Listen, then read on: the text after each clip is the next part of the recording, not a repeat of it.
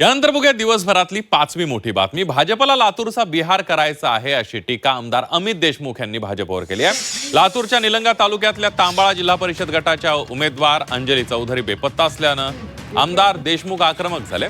या घटनेनंतर आमदार देशमुखांनी थेट भाजपवर निशाणा साधलाय। निलंग्यात जर काँग्रेस पक्षाच्या उमेदवारांचं अपहरण होत असेल तर हेच का ते निलंगा राजा असं म्हणत अमित देशमुखांनी भाजप आमदार संभाजी पाटील निलंगेकर यांच्यावर निशाणा साधलाय। यावर निलंगेकर यांच्याकडूनही प्रत्युत्तर देण्यात आलंय। काँग्रेस पक्षाचा अधिकृत उमेदवार सौभाग्यवती अंजली चौधरी यांचं अपहरण झालेलं आहे। आम्ही अजूनही त्या उमेदवाराच्या शोधात आहोत। जिल्हा पोलीस अधीक्षकांकडे काल आम्ही तक्रार नोंदवली आहे। भारतीय जनता पक्षाला लातूरचा बिहार करायचा आहे का? काँग्रेस पक्षाचा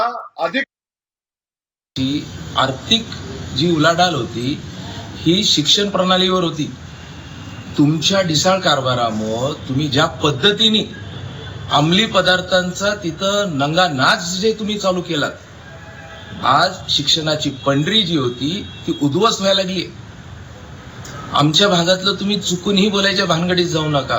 तुमचा मागचा इतिहास जर काढला, तुमच्या रोजचे कारनामे जर काढले, आणि मी आपल्याला सांगतो ट्युशन एरिया असेल, शैक्षणिक संस्था असतील, आजूबाजूला या अंमली पदार्थाचा त्याच्या मागं त्या लोकांच्या मागं कुणाचा हात आहे? ज्या लोकांना तुम्ही आता महानगरपालिकेमध्ये तिकीट दिला त्यांच्यावर किती गुन्हे आहेत, ह्यांच्यावर काय काय केसेस आहेत? लातूरचा नाही, या महाराष्ट्राचाच बिहार करायचा आहे। काल रात्री आमच्या बजाजनगरच्या एका उमेदवाराच्या घरात शिंदे गटाचा उमेदवार घुसला होता। बजाजनगर मधला जाऊन माहिती घ्या तुम्ही। बजाजनगरमध्ये आमचा एक सतीश हिवाळे नावाचा उमेदवार आहे, त्याच्या घरात राम पाटोळे नावाचा शिंदे गटाचा उमेदवार तो घुसला आणि त्याला विड्रॉ कर म्हणून मागे लागला। त्याला मारहाण केली त्यांनी, पोलीस आले सुद्धा नाही अजून सुद्धा। त्यामुळे लातूरच्या निलंग्यातच नाही तर या महाराष्ट्रात सगळीकडे गावोगाव या गोष्टी होतात आणि पोलीस मूग गिळून गप्प बसलेले आहेत।